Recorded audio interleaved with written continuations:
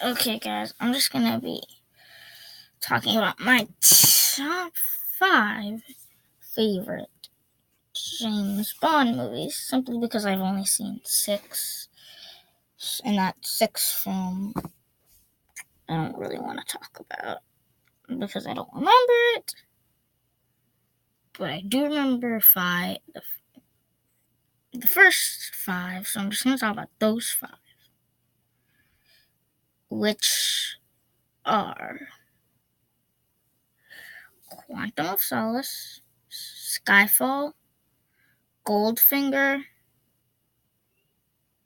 Casino Royale, which is 4. Quantum of Solace, Goldfinger, Casino Royale, Skyfall, and then GoldenEye, and what was that other one? Okay, the 6th one. I believe it was The Spy Who Loved Me, but I'm not sure. I don't know. It was a long time. Okay, like a few months ago. The rest I seen like recently because like they're all on Netflix. So go check them out on Netflix. Basically, like everybody I just listed, other than Quantum of Solace, which is free on my TV. The rest is all on Netflix. So I'd watch them all on Netflix. I'm just gonna talk about them and rank them.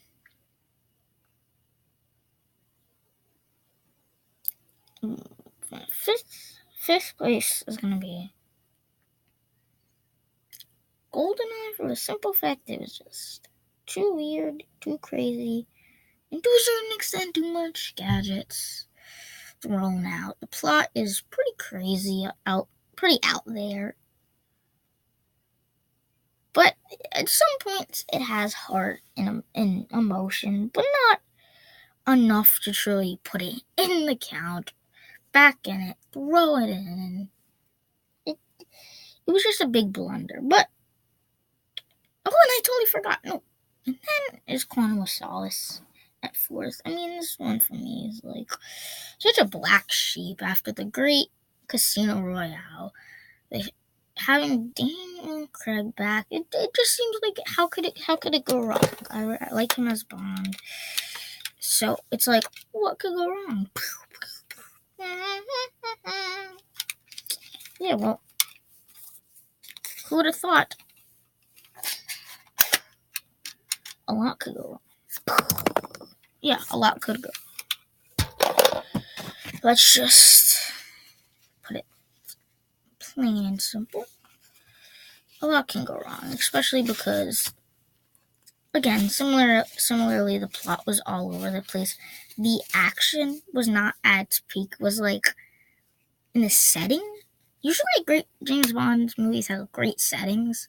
This movie, for me, its setting didn't pop, and nor did the story. And Daniel Craig didn't feel as charming and as James Bond like as the other movies.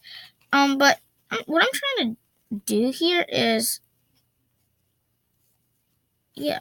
So that's why I feel like he's not at his peak in this film, and that is to a certain extent unfortunate. Is it could have been a great film. Rather, they pulled it down a few notches for a kind of really undertoned film. Oh, and back on The Spy Who Loved Me, it was a fine film. Not a standout, but it was good for its time in the 70s and I believe early. I like Roger Moore in the role. I mean, he's a pretty good James Bond. See, I've seen more than those 6, but I kind of don't remember a lot of them that much. See, the newer James Bonds, obviously, I've seen because they're newer. Like, I've a few months ago watched. So maybe I'll rank the 4 Daniel Craig films Everything after that, other than Goldfinger, because I recently watched Goldfinger for the first time, and I liked it. I liked its twist on kind of a Bond villain and a Bond girl. The Bond girl is kind of a Bond villain, and the main villain is a fat lump of awesomeness, and I like the whole idea with gold ahead of its time, and yeah. Oh gosh. So yeah.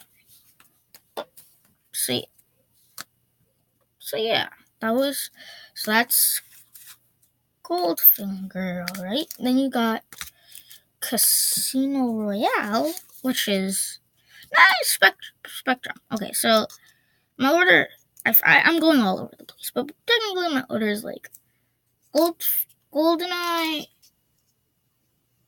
Quantum of Solace, The Spy Who Loved Me, then Spectre. Right. So yeah, I know people don't like this film, and maybe if I seen more James Bond films, then I'd appreciate it more or appreciate it less. But as just by itself, it's fine. But inside the James Bond universe, it felt super dark and weird, and nobody really connected to me like they did in other films. But I did like how they kind of connected all the Daniel Craig films, almost like in a nutshell, combined, totally connected to each other. But there's a lot of things where these other two Bond films just did so much better, and these other three were. And I just think everything that makes a Bond film does not shine in this film. Well, I will say that Dave Bautista does a great job of kind of that, what's it called? Kind of the henchman. But like it's cool, I was like, you don't really get to see the main villain until like the last 30 minutes of the movie, which is kind of something you've seen throughout a lot of films. Is like, yeah, the Bond villains make a movie, but and it's interesting it's always interesting to see their master plan, and some master plans are better than others. This one to me didn't connect as much as Goldfinger I already went over. Then you got Casino Royale. I really like that. I really liked its unique style in Casino Royale. I like how Bond actually got a chance to relate and care for this movie's, Bond girl, if you will, played by Eva Green, who's actually in Dumbo, which I already have a review of. I don't think I mentioned her at all in the review because I'm mostly focusing on plots and tones of that film, but she was good in it. She was good in Dumbo. Not much to say there. It's just that talking about Dumbo. But yeah, Dumbo. Back on to James Bond, by the way. Yeah, but back on James Bond. So yeah, I definitely like how they were related to each other and how it was emotional when, spoiler alert, she go da-da in the sinking elevator, or sinking chamber, I mean. It seems like an elevator, but it's not. It's like a chamber. I mean, it is sad because you get to know her, and I mean, I really like the big twist is like the guy you think is the villain is not really the villain, and he has to chase him down, and who can he trust? And I love the scene at the actions in this film is really unique. The scene with the airport and all that, so I really relate to that. I really relate. Yeah, so that's that. But then number one, Skyfall, just for the simple fact that it just feels that it connects in a personal level with our characters, and sad and emotional, and I think it's my out of all I've seen, I think I really like the Bond villain in this film. Probably Goldfinger's a good villain, but I think on a personal level, I think I can relate. I think not only can our characters relate the most to God, I forgot his name. This the Bond villain, but I think I can in a way. But yet you still see his mischievous ways, and I love the train sequence. I love the sequence, and then I love the sequence where they capture him, and then he escapes, and then he kills M. And okay, that was another spoiler, but give you so much warning about the other spoilers. Clearly, you didn't stick around, and I think I'm gonna put on the tab spoiler alert or spoiler warning because I just spoiled 2 things that if you care about a Bond film, why would you click on this video? If you don't care about any of the films I was just talking about. Hence the reason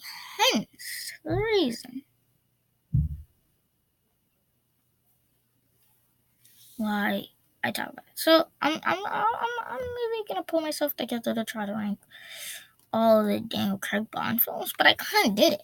I kind of just did it. Like literally, favorite Skyfall, then Casino Royale, then Spectre, then Quantum of Solace. I mean, like, I haven't seen, like, everybody else other than that have been in, like, to rank, you need to be in more than one film, and I don't want to, like, rank 2 films, and then the rest, other than, like, someone's been in it twice, and then another person's been in it once, and then another person's, then Daniel Craig's tied with Pierce Brosnan to be in it 4th, and then, like, I'm pretty sure, like, Roger Moore and Sean Connery have been in it, like, 7 or 6 times, or 8 times. And for both of those actors, I've only seen one of them because they were in the 70s and 80s, or 70s and 60s. And in the 80s, and in the 80s. And then, like, I believe, like, 2 other actors have been in it twice, another one's been in it once, and yada, yada, yada. So, ultimately, I can only do Daniel Craig because I've seen all those Daniel Craig movies. So stay tuned for more videos coming right at you. Boof.